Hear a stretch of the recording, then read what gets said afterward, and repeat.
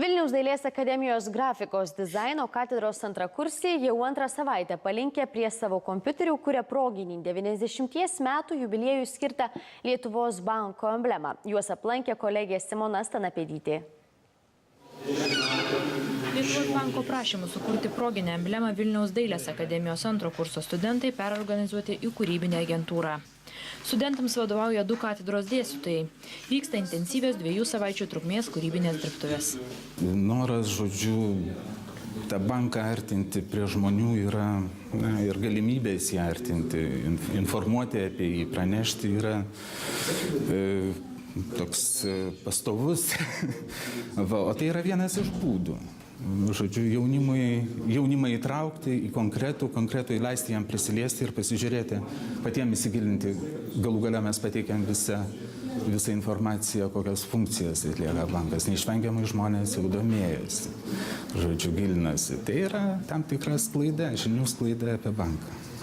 Vilniaus dailės akademijos grafinio dizaino katedra jau antrus metus taiko skandinavišką studijų programą ir dar besimokančius studentus mėgina įtraukti į realius projektus.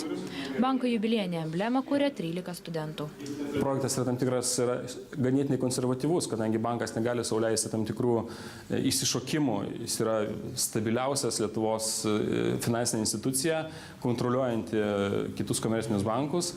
Taip kad studentai pageidavimas pirmame etape generuoti maksimum kiek įmanoma. Tai jie dirbo nuo 9 iki 4-5 vakaro. Būdavo po 2 tarpinius sustojimus ir apžiūros tokias mini ir mes žiūrėdome, kas vyksta, kas nepavyksta.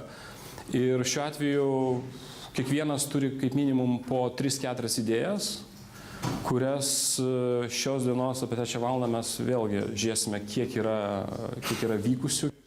Pasak studentų, sunkiausia buvo suvaldyti savo kūrybiškumą. Dėstytojų darbas buvo skatinti tas idėjas, kurios atspindi jau egzistuojantį banko įvaizdį – stabilumą ir patikimumą.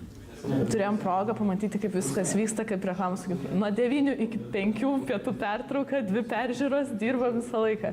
Ir tai buvo iš tikrųjų labai smagi patirtis, mes susiskirstėm grupėmis, pradžioje generavom idėjas ir visas principas darbo yra tas, kad rinkomės kaip raktinius žodžius, simbolius, ką reiškia, kad stabilumas, patikimumas, kad tokia labai tvirta ir finansų įstaiga ir svarbiausia, reikia savo kūrybą kažkaip pažaboti, nes galima prikurti visko, bet ne viskas tinka.